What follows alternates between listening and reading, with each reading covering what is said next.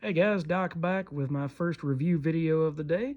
It is for the Bigger Than Life series, and it's the Batman First Night, issue 2, by Dan Jurgens, Mike Perkins, and Mike Spicer. This continues Batman's journey through 1939, where he just got started out. The artwork is absolutely amazing by Mike Perkins, with the colors by Mike Spicer, really making things pop off the page. I like the extra size of this issue. It gives you a better feel of how the artwork is. A regular comic, I've kind of gotten used to these larger books now than what I used to. I didn't used to like them. But now I realize that there's a place for them in the industry because you get to see the artwork that much bigger and bolder, and the colors pop more. And you don't have to strain your eyes so much to see everything that you want to see in the story. So Bruce almost got fried in an electric chair at the beginning of this issue. And then there's mobsters that abound. This guy, the voice that's on this box. And he says that the mayor and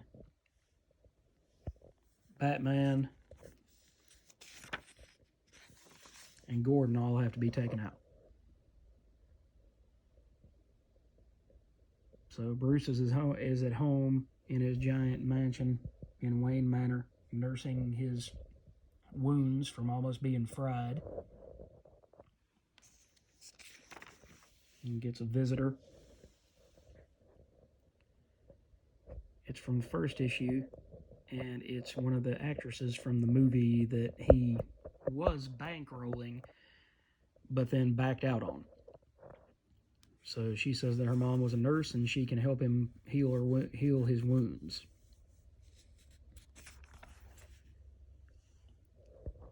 It's awesome to see.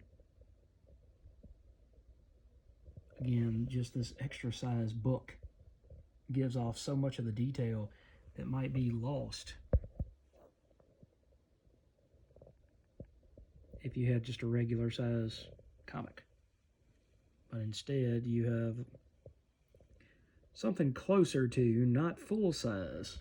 It's not 11 by 17, but it gives the artwork a better chance to flow. Dan Jurgens' script in this story, on the other hand, is a little bit clunky. It's trying to be in the 1930s, but he uses, a few potty mouth words that, I don't know, people might have said back then, but period pieces tend to be period correct, and I just don't know if those words and phrases would have been used in that time. It's a solid story, and it's not quite a origin retelling because we've already seen the origin retold in Batman 1,000 times. But he runs across these monster men, these dead men again, and they're too fast for him, and they're too big, and there's too many of them. And he always ends up getting tossed around and thrown around like nothing. But the story itself is solid. And here he runs across the rabbi that he met in the first issue as well. So that's enough of show and telling on the story. It's a good second issue, and it continues this story in a really nice manner.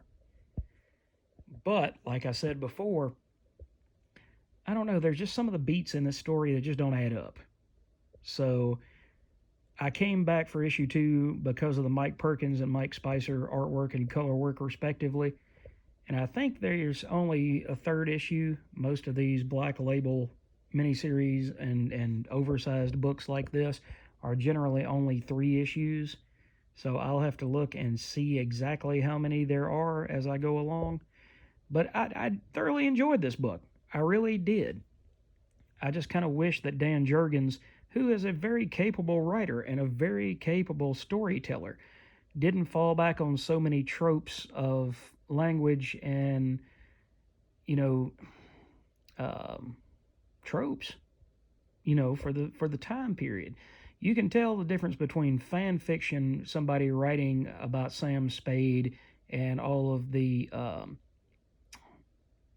noir stories from back in the day, the old hard-boiled detective stories and things like that. You can tell who's writing fan fiction and who's Max Allan Collins. They understand that time. They really grasp it. And even for somebody, who was born in the time frame that Jurgens was, and was born a lot closer to those days than myself, it just feels like he's shoehorning and pigeoning in a bunch of things that don't really need to be in there. So I will definitely be back just to see how issue 3, or book 3, as I should say, concludes. But I'm really here for the artwork. I'm not going to lie. I think the artwork is what really brings this in, just like I said about the first issue, and just like I said about the giant-sized Treasury edition of Batman with Neil Adams and Denny O'Neil that I talked about on the channel a couple weeks ago. Some of those books like that, they bring you in for the artwork.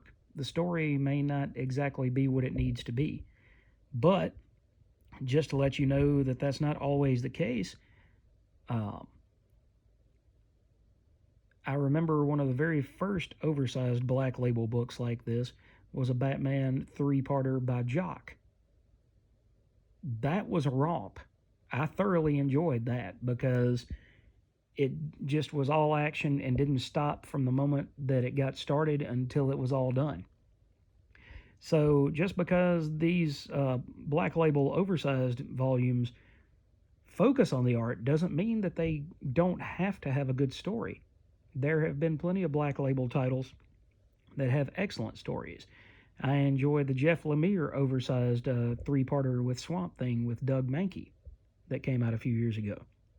So I would just say, Dan, you're doing a good job, but let's get to a great job. You're the man that killed Superman. You're the man that handled Justice League for all those years. You have a deep understanding of DC.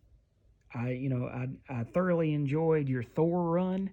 I collected that book all the way from issue 1 all the way through the end of the series. So I really enjoyed all of that stuff. But just remember, what got you on the map was not sensationalism, but it was your heart.